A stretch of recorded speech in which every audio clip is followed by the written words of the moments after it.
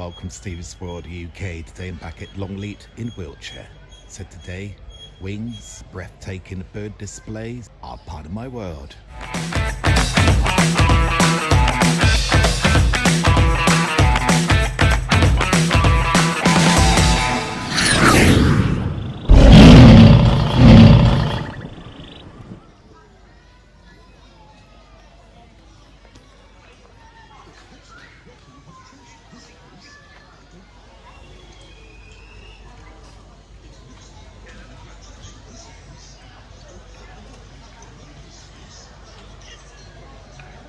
Today with what should be a pair of tennis vultures.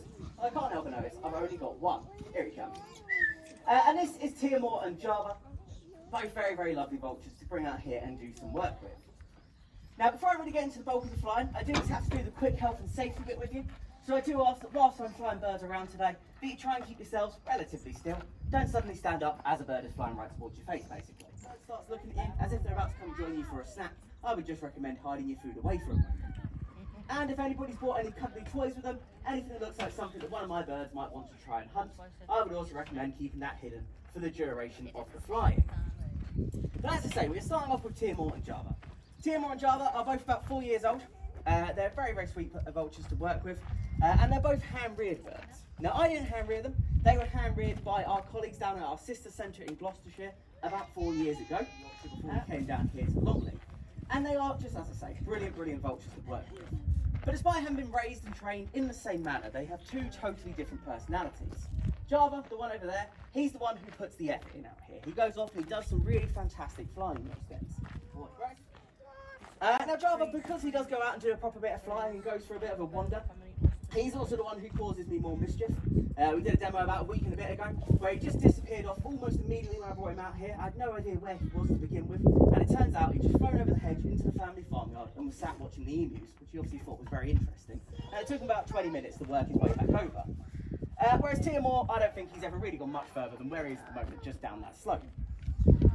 Now your vultures, they get a bit of a bad reputation. They're often considered to be kind of quite nasty creatures, or ugly, or intimidating, and I think it largely comes from this omen of death persona that they have in many other cultures. But it's all very unjustified. They are very lovely animals, really, and all they are trying to do is keep the world a nice, clean place. Most other scavengers can't do that particularly effectively without risking contracting the disease and becoming ill themselves. What are you doing all the way down there, my boy? Whereas your vultures, they can take on things as dangerous as anthrax, and they just eat it as if it was a bit of seasoning, and they don't get ill from it. They just make it disappear from the ecosystem. And anywhere across the world where we start to see a dip in those vulture populations, you very quickly start to see a rise in disease spread instead. But I will accept that they have an unusual appearance to them, and it's largely down to their bald face. Now their bald face, like every other feature on their body, is all to do with keeping them nice and clean and healthy as they do this otherwise quite dirty job.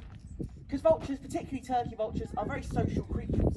Out in the wild, these guys live in colonies of up to 300 birds. And so they don't have the time and the luxury to slowly sit there and pick at their food like all the other birds that I'll show you today do. So all the others can be feathered right down to their beak because they can be slow eaters and make sure they don't make a huge mess. But vultures, they just have to shove their face right on in there and eat as quick as possible. And usually by the time they're done with a carcass, they look a bit like a toddler that's been eaten easy. All they've got to do is rub their face in some nice long grass, that'll get a lot of it off. Splash some water on it, that'll probably do the job as well. Or even just leave it. And the nice hot sun of South America, where these guys are from, is going to make it all dry up and it'll just flake off in its own time. And I think at this point they're also doing a very good example of what I was talking about before, how Java is going out, he knows what I'm looking for, is for these guys to do some lovely circuiting, make sure that they are actually doing some flying in order to get their food, whereas Tiamor, as he's done just then, just likes to try and steal it from them. Now sometimes I will bring Tiamor out here by himself, but as it goes down, his legs turn this off-white colour instead. Now if I took these guys back over to their aviary and gave their vultures due, and they wee on themselves, they just wee straight down their legs, which always seems a bit strange to us as humans. But it's actually a very, very clever thing that they do, because it helps them both stay clean and it helps them stay cool. Then much like our sweat, it will evaporate off and take all of the heat with it. It then, as an extra bonus, kind of leaves their legs this white colour instead, meaning it's going to be more reflective of that sunshine to stop them getting as hot in the first place. The other difficulty I have with these vultures is that because they've worked with me for a very long time, they know me very well, they're very happy to follow me around. However, they're not as keen about working with my new colleagues and letting them pop them away into the aviary, which is the way this is all meant to work. So what I'm going to have to do instead is I disappear off for a moment, the vultures will follow me back inside. I'll stay on the headset, I'll still be chatting away to you. But once the vultures are out the arena, my colleague James is going to come out here. Now, Asio is a 14-year-old male great horned owl. We've had him for about the last 9 years, which is the full amount of time our centre has been in operation. So he knows exactly what we're looking for from him whilst he's out here. The 5 years before that, he was with our colleagues once again at our sister centre in Gloucestershire. And so again, he knows exactly the sort of work that we want to see. And I was feeling really confident about that decision, right up until about a week before we actually came down here to Longleat. Because the week before we arrived back at our centre, we held the British Falconry and Raptor Fair. And during the fair, we changed how our flying arena looks a little bit. We added a load of trade stalls around, we have other falconers coming in with their birds too, and everything just seems a little bit different. And most of our birds, they dealt with the changes perfectly fine. And I was suddenly feeling a bit more nervous about my decision to bring him with me to Longleat. I was no longer as confident he was going to deal with all the changes quite as well as I thought he would. But I'm really glad I stuck with my original gun, still brought him along, because he has absolutely smashed it. He's been fantastic so far the whole way through the summer. It's a very different seating setup to what he's used to at home. So to begin with, he was very nervous about coming up here onto quite a high seating platform. And so each day I just come up here, offer him a bit of food, and now he's got really kind of bob on with it. He knows exactly what he's doing, he knows it's nice and safe. And as we do it more and more, he will eventually just start bringing himself up here without the need to be called. Now, your great horned owls are another American species, both across North and South America this time. Hey, over here. There we go. And you can generally get a bit of an idea as to where your great horned owl is originally from, based on their appearance. As you head further south, they tend to get smaller, and some of them can be so dark in colour that they're actually just brown all over instead. And whilst they're all really gorgeous creatures, I do think the more northern ones like Asio are particularly handsome. But even over here in the UK, we have a silly name for these tufts of feather as well. We refer to them as his ear tufts. Good boy. But there is some logic to it. The idea is that when he's out in the wild, sat up in a tree, trying to roost, trying to sleep, but also needs to stay safe from his predators, by having a cat-like silhouette to him, it may well stop some of his predators from having a try at him, if they deem a cat to be more dangerous than an owl, like our long-eared owl, where a cat would be more dangerous than them. However, the great horned owl is one of the most powerful owls on the planet, and is far more dangerous than any cat of the same sort of size. So he has no need to look like a different type of predator in order to keep himself safe.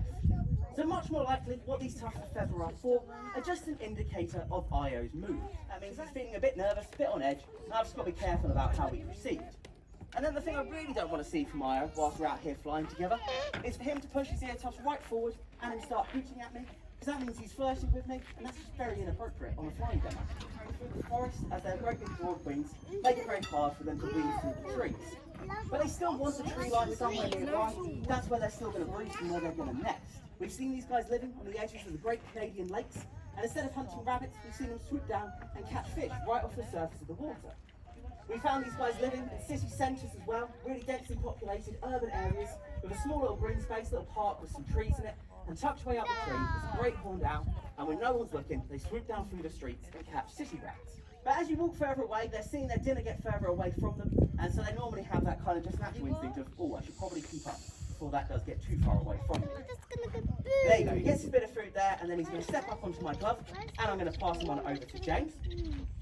Now, originally my idea with Asio, a bit like the vultures, was that he was going to fly off to the side to whoever it was who was waiting to take him, or they could come out here and step him up onto the glove, but he's also proven to be a bit stubborn. Now, Snap here is both the youngest and the smallest member of my flying team. He's about 135 grams, and he's about 9 weeks old. So he's a very, very inexperienced member of the team, but he's already very good at what he does out here. Are you going to step off? Hey, he's just cleaning up my glove from the bits everyone else has left. So he's a very, very sweet little member of the team, very social with people.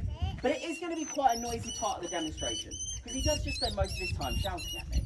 Because he's hand-reared, as far as he's concerned, I'm his dad. And so he thinks if he just keeps on shouting, then eventually I'm just going to feed him. Because I do feed him, he's technically right. And as I'm sure you've noticed, there's now a second one. This is his brother, Crackle. And if there's a snap and a crackle, there's going to be a pop in a moment as well.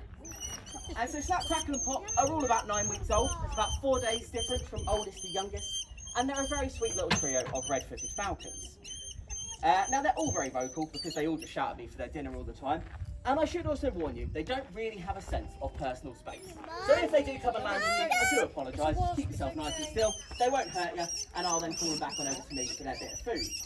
But this last one here is Pop. Now your red-footed falcons are a really amazing little species of falcon. Hello. To go after large birds like most falcons do, they use all of their adaptations to go out and hunt dragonflies. And I find that just to be the most amazing little flights you will ever see.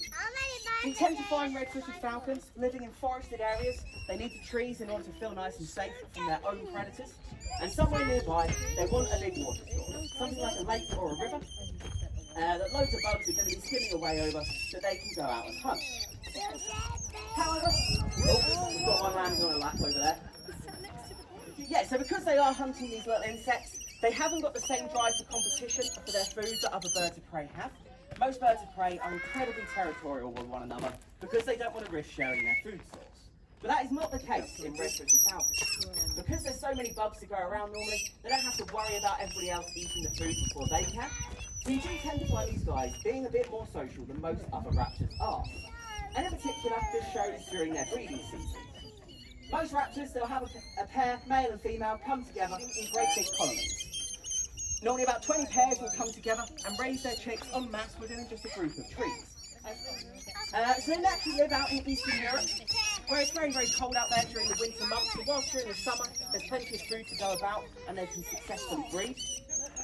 During the winter, when it gets too cold and the bugs all disappear, they all head down to southern Africa. And down there, it's a lot warmer, a lot more insects to go out hunting, so it works really well for them. But the thing that makes their migration really special is the way in which they change it each year. In their first year, when they're a bit nervous, they take a very safe route. So Alex is going to start heading back over. Normally, they're identical between male and female, and it's only the size that you can rely on. Prey bugs try and fly towards the sun to blind their predator. These guys aren't affected. They can carry on with their hunt. Same goes for those cheetahs. Good lad. So Stratosphere here is a male grey buzzard eagle. He is about 8 years old and he's a really fantastic member of the flying team. Now because we've gone from the smallest member of my team to one of the biggest, like I say, we always wait for them to be fully away and secure, so you don't end up with a bigger one thinking the smaller one is a snap. What I want him to do is exactly what he's doing at the moment. I don't want him to stay particularly close and stick around here in the arena. We want him going off and using the airspace around us.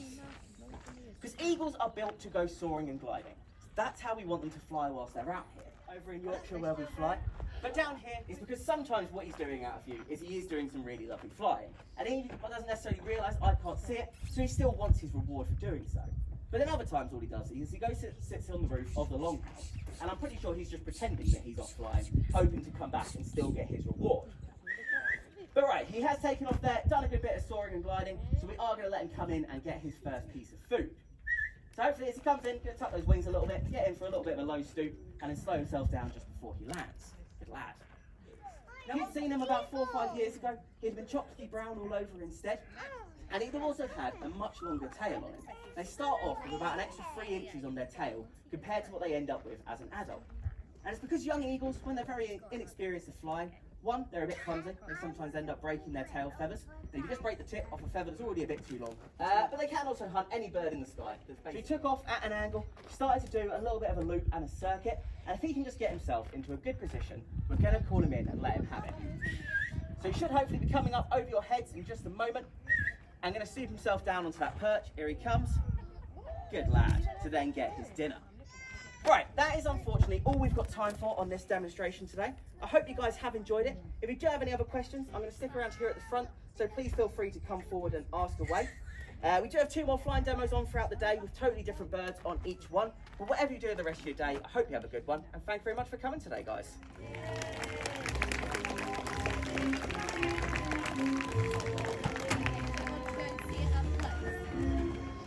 So that's going to do it for today. Thank you for joining me. Don't forget to like, subscribe and click that notification bell so you don't miss out on great future content from Steve's World UK.